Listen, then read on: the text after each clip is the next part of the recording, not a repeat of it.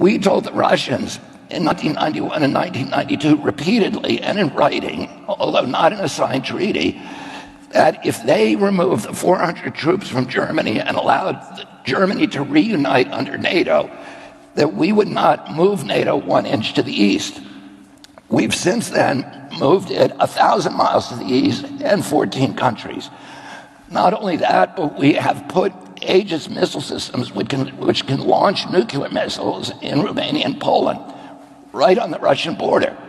The Russians, Bill Burns, who was the U.S. ambassador to Russia at that time and is now the head of the CIA, sent a famous memo in which he said, if you moved NATO into the Ukraine, it is a red line that cannot be crossed. All of these doyens of U.S. foreign policy were saying, if we continue to move NATO to the east, you're going to force Russia.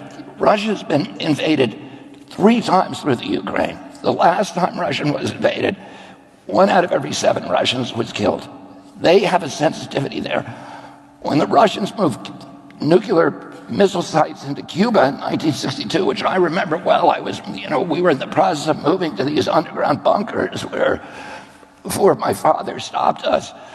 But my uncle would have been forced, if they hadn't removed them, would have been forced to invade Cuba. And we need to put ourselves in the Russians' shoes and actually understand. My uncle always said, you have to put yourself in your adversary's shoes.